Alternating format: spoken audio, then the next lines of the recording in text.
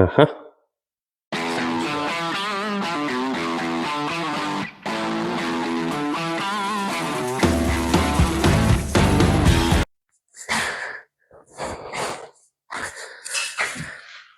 Yeah, she's dirty and dusty. I haven't really taken her out this year, but it is time for an oil change. It's time to wash her up.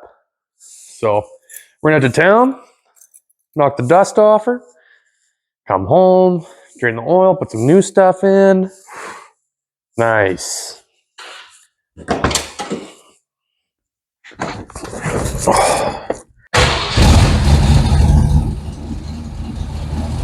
There she goes.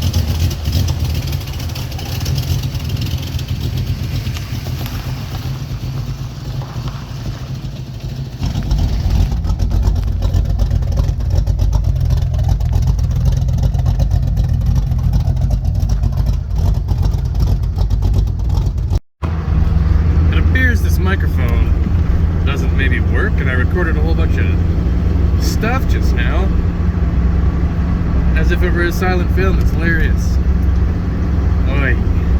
Oh well, driving to Drayton, gonna wash the car off. Nice. She's clean.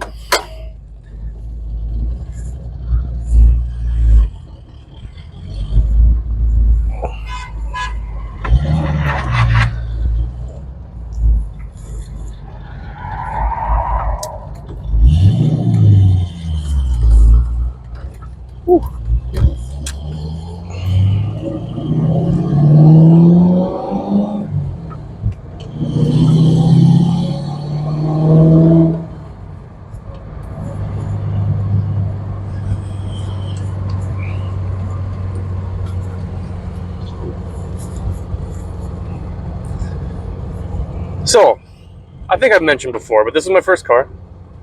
Started life as a 206-cylinder automatic, white and blue two-tone, very ugly. Bought it from a lady named Mary. She was the first owner. Bought it new in '79. Named the car after her. Her name was Mary. This car is Mary. 200 automatic. We threw the automatic in the trash and put in a 3-speed overdrive. And the thing was, my dad always said, you know, that those 206 cylinders, they're fairly potent. Not potent, but they're quick. They're zippy.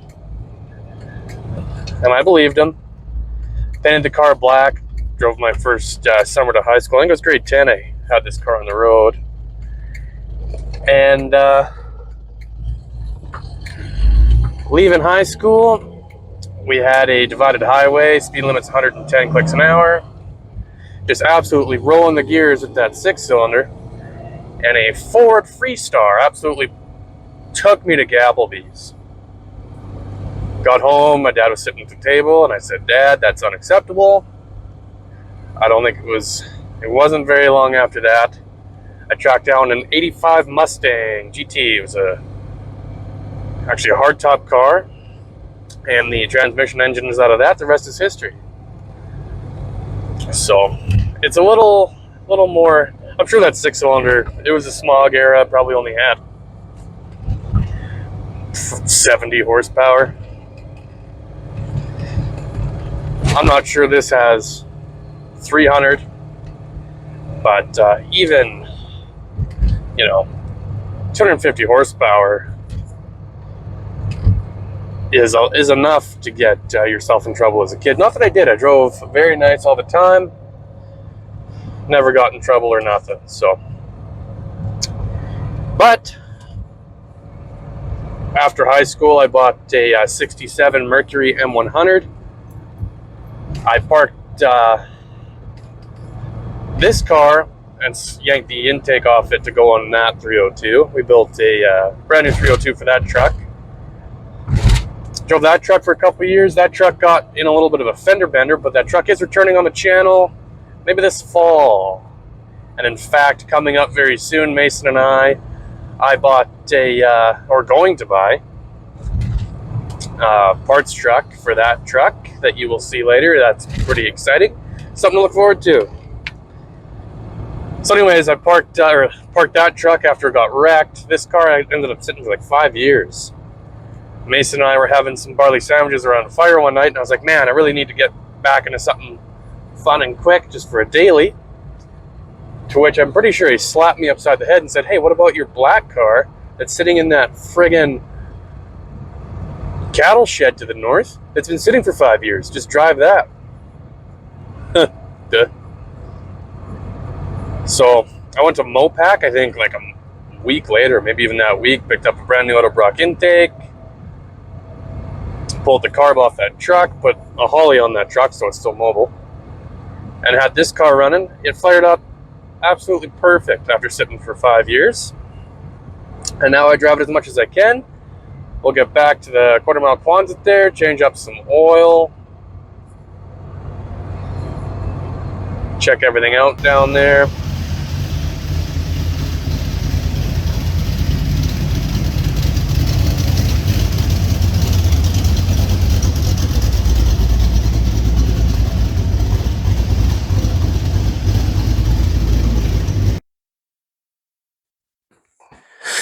Yeah, my shop's a little friggin' dirty, messy.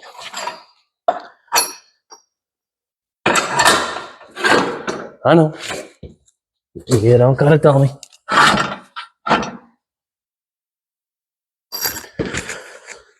These things happen. It's all good. Oh, nice.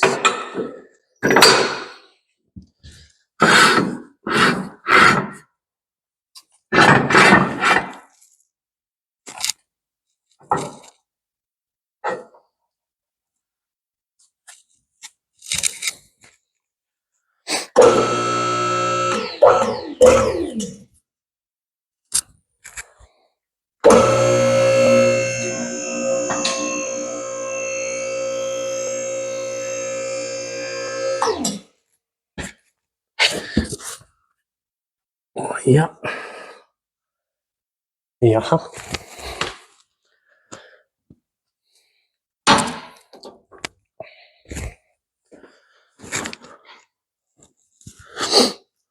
Don't feel as though she's gonna fall anywhere, which is of importance.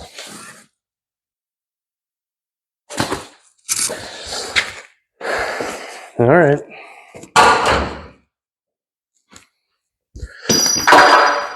Would you just pick that up after yourself?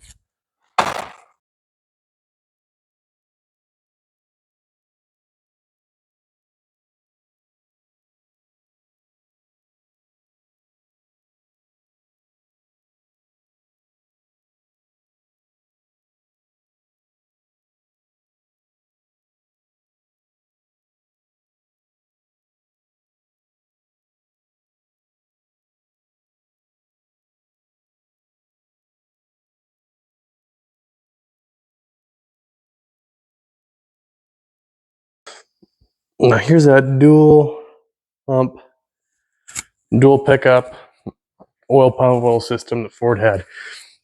All this steering, all this stuff, they had to clear it. Why not just make a hump? 2 pickup screens. Actually, my Windsor has the same thing.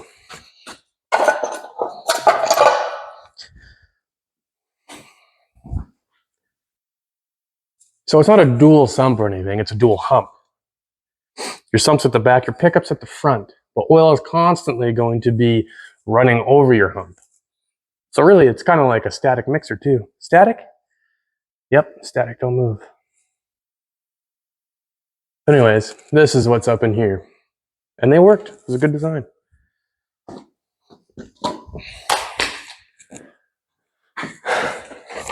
What size is that, guys?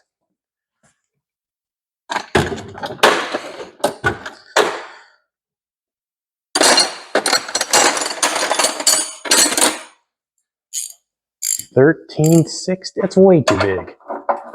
That's not big enough.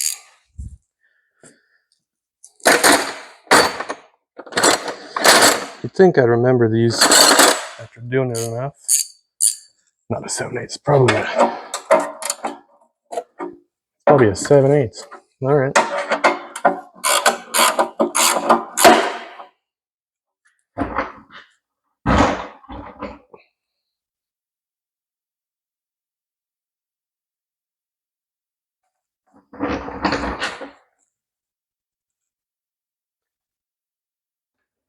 Huh?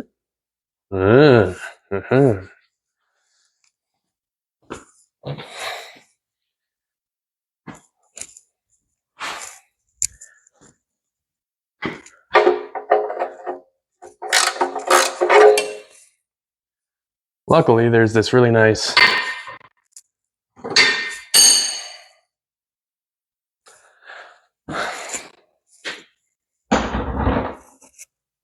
traction bar here that is for sure going to get oily.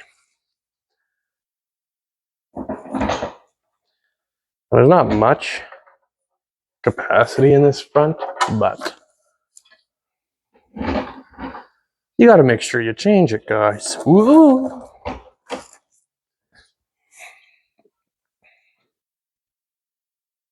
Yeah, tad bit annoying.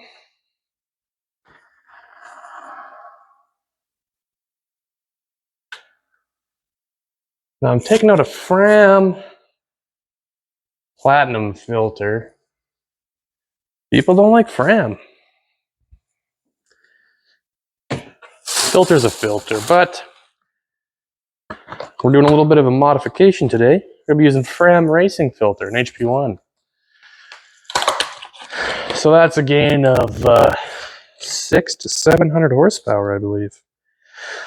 See, there's a little bit of a checkered flag little thing going on there. A bit of a racing stripe. Oh, yeah.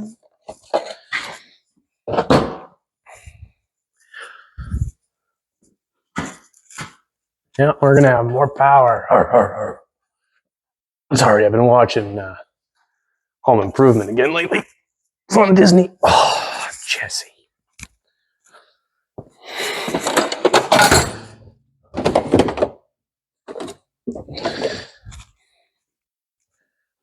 I think you might recall in my Windsor teardown video, I was a little upset. What good is this?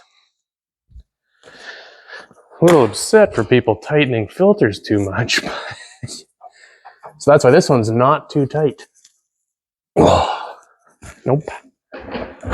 Not too tight at all. It's going to make a huge mess because it's going to go on the K-member, all over the rack.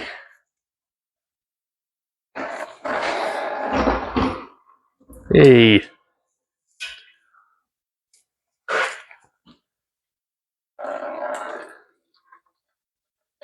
Yeah, that's nice.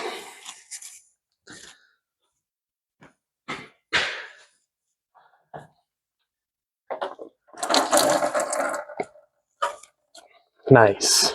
That's how you do it right there. You want to get a little bit of oil on you so your wife knows you're actually doing something in the shop.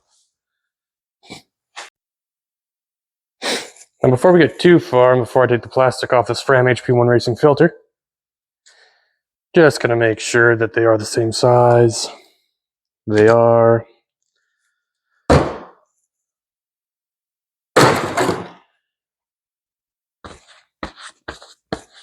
You can cut apart your filter too if you want to see inside her, but I know there ain't nothing to see inside this one.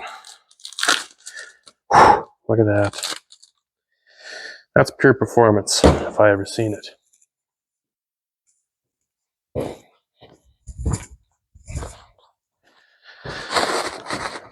Now I always write ball change on the board, but I don't have a Sharpie, so I'm not going to write it on the filter as well, because again, I don't have a Sharpie anymore. A lot of guys are just die hard, you gotta fill your oil filter kind of guys. I am not one of them. I mean, yes, Ford has a sideways design anyways, not straight up and down. So you can't really fill it anyways. But even if it is, you don't gotta fill the filter first. You're wasting your time. She'll fill up as soon as you fire it up. Crazy. You're gonna want to inspect your sealing surface, make sure there's no crud.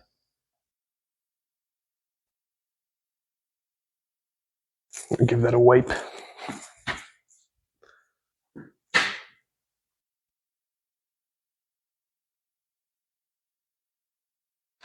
I mean, yeah, I have a hoist.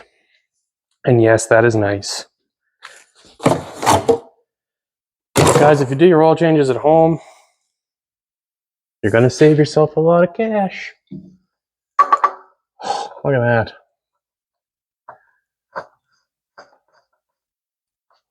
Holy smokes, you see that? You feel it? Got 600 horsepower engine right there now. Remember, guys, it's the small mods that eventually add up to your horsepower. And I'm telling you, she's up there now. Gunk, gunk, gunk. You make a mess. This starting fluid here sure makes a good parts cleaner. Shines everything right up.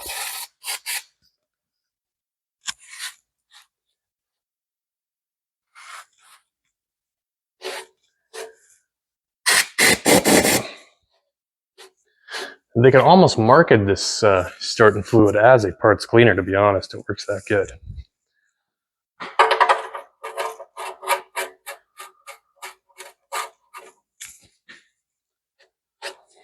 And then I am out.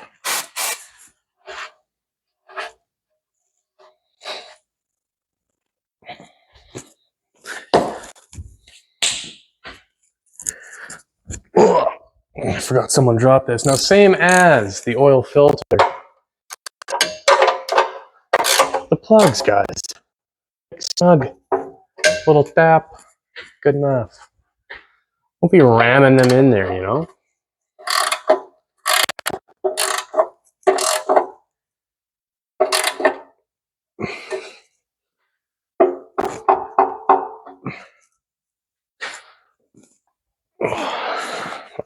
Exactly sure how much grease is left in here, but probably enough to do this.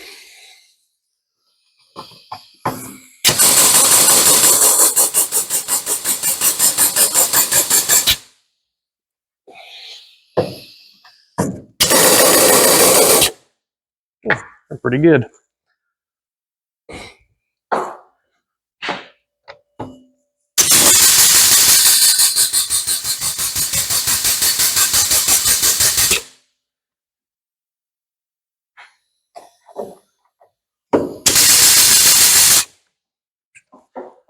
Nice. Something you should be doing, guys, when you're changing oil. And you should be changing your own oil. It's easy.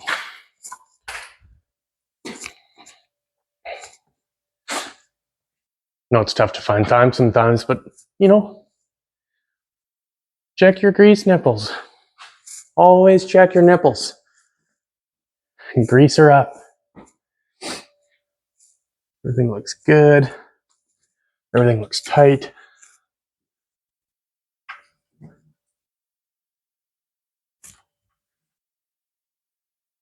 Everything looks fairly dirty. But she's not a show car. We'll drop her down. We'll throw some oil in her.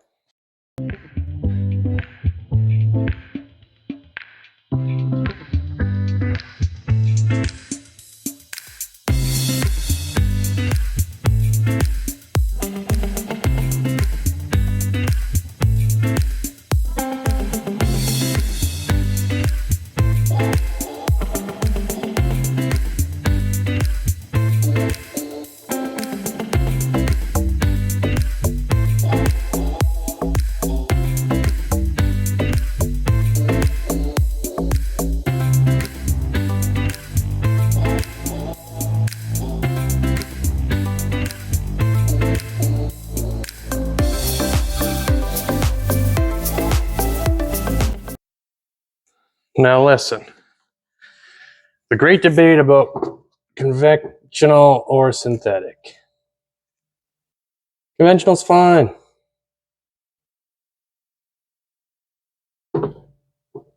I'm using synthetic because I'm an opportunist. And it was on sale.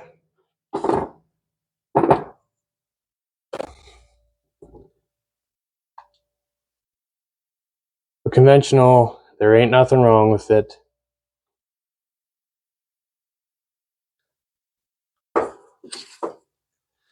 Throw a little bit of shine on these valve covers. This stuff works good. This is the stuff they always try and sell you outside of Canadian Tire. If you're Canadian, it actually works pretty good.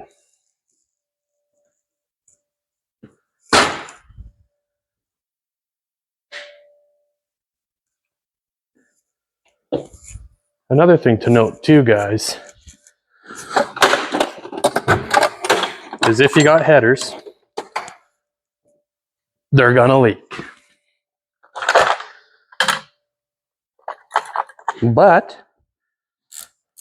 when you're doing an oil change, it's a really good time to snug them up. So I fired it up, waited for some oil pressure, let her sit for a couple minutes.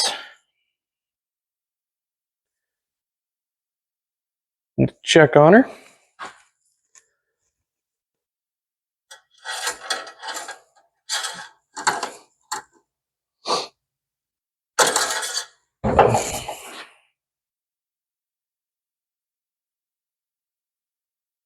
Perfect.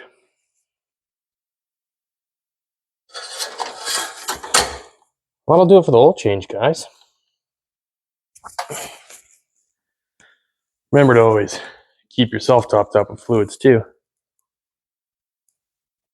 But no, that was good. It's good to get your stuff out. Big movement right now that I do agree with is even if your car's not perfect, even if the paint's not great, or maybe you got rust on it. If you're like me, your paint job's atrocious. Most important thing to do is just get out and enjoy them and drive them. Maintenance on them once in a while, you know? It's good for you. It's good for them. Got one thing left to check here before we're done. But otherwise, that'll do it. Coming up, Mason took his white new Ford. It's a Ford. I think they got that done and needed a whole new, I believe, a whole new anti-theft little smidget. So he's got that. It's going to the muffler shop. So that'll be up on the channel soon. I got some big stuff in the works. I'm going to pull some stuff out of the bush, it sounds like, and bring that home. And we're just going to do as much as we can, get as much content to you as we can. Summer's crazy busy, but hey, this was fun. I'm glad you guys came. It was good. Well, as I mentioned, one more thing I do have to check. That being said, we will see you next Tuesday.